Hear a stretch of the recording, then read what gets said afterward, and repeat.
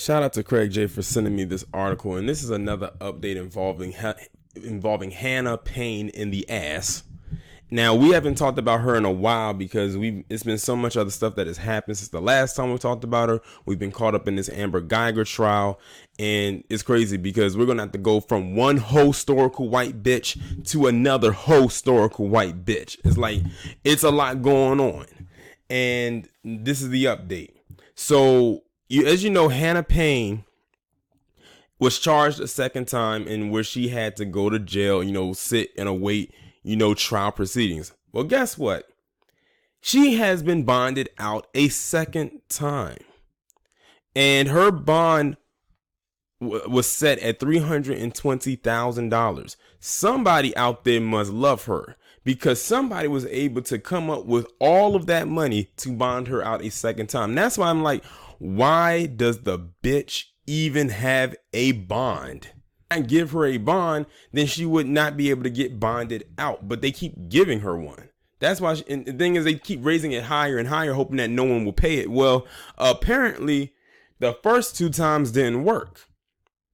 Just give her no bond, and no matter what money someone comes up to you with, no matter what bag they got, they will not be able to get her out. So now she's out again, awaiting trial. Now, I'm not going to say she can just float anywhere she wants to because I'm sure she has some restrictions as far as where she can go. Like, I'm sure she can't go outside of her home or outside of a certain mile radius. She damn sure can't leave the county or the city or the state because she'll be considered a flight risk.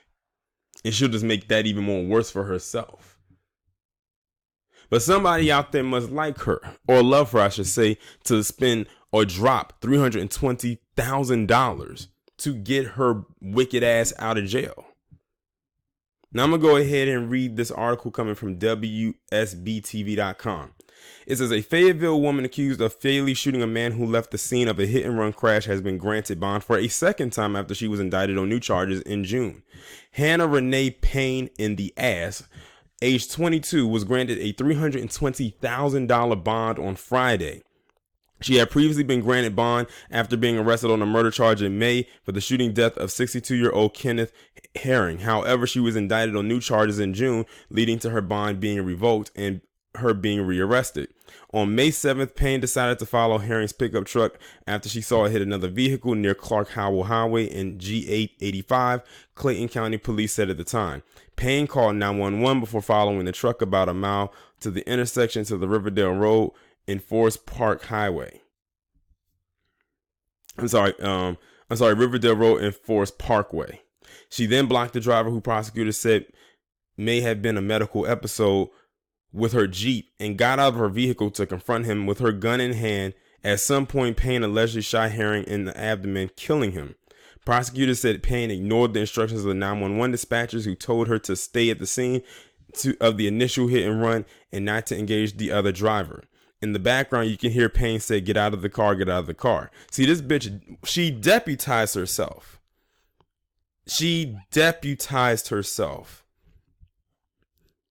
And this guy, the guy she killed, probably didn't know what the hell was going on. And the hit in the crash or whatever, the hit and run was not even that serious, or quote unquote hit and run. He probably wasn't even trying to drive off. And if he was, he probably was trying to drive to get away from her crazy ass. But now she want to sit up there with this sad look on her face. That's what every time this bitch looks like she's upset or sad about something, she just looks even more evil than she already is. Let's see here. It is after the shooting, a witness recorded a video that appears to show Payne changing her clothes before police arrived. However, Matt Tucker, Payne's attorney, argued that his client was provoked to further action when Herring's truck hit her Jeep, but police said the two vehicles did not collide at any point during the incident. Tucker, see, there you go. It says police said the two vehicles did not collide at any point during the incident. Tucker also said his client claimed self-defense in the shooting, saying Herring bruised her and ripped her shirt. Now you see why I call them historical white bitch. It's going to catch on eventually. It just seems like an unfortunate situation of a good Samaritan trying to stop a person of a hit and run. Okay, if you want to call that being a good Samaritan. Clayton County District Attorney Tracy Graham Lawson called Payne the aggressor, describing her as someone who thought she was a police officer during the incident. Thank you. Thank you. Goes back to what I was saying about deputizing herself. Payne saying get out of the car sounded like a cop's show on TV. After her initial arrest on a murder charge, Payne in the ass was granted a $100,000 bond. May 31st by Judge William H. West. In June, a grand jury indicted her on additional charges of felony, murder, malice, murder, aggravated assault, false imprisonment, and possession of a firearm during a felony, which led to her being to rebooked into the Clayton County Jail without bond. Because remember, the first time they did not get her on those heavier charges. That's why her bond was so low the first time. On Friday, Tucker argued that Payne isn't a flight risk. Don't argue too soon. He added that the 911 call that played in court was incomplete, saying a witness cell phone video filled a crucial gap in the tape. The audio that was shown to you before just had her screaming, get out of the car, get out of the car. But he said it did not have the portion of her screaming, stop, stop, stop. She and her parents were seen crying in court. Who gives a fuck? After the judge granted her bond for a second time. As of Friday afternoon, she had not bonded out of jail. See, what they're going to do is they're going to try to build a case around her to say that she was just being a good Samaritan and that Herring brought this death upon himself. Because, you know, it's always the person, it's always, in this case, it's always a black person's fault, the reason they got killed by a psycho bitch. You know, they always got to do that. Just like they're trying to say that Botham John is the reason why he got killed, because he charged out of this big black figure, came out of the shadows and lunged at the scary, helpless white angel. Because you know that's how they're going to frame it. They always got to see. This goes back to not mine, but the big black boogeyman theory.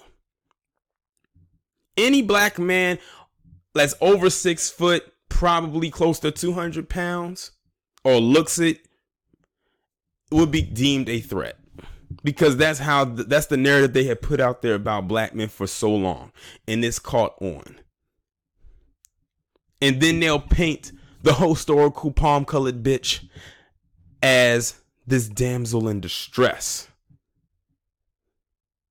It works like a charm every time. It's like, you know what? I'm going to start calling it the King Kong theory.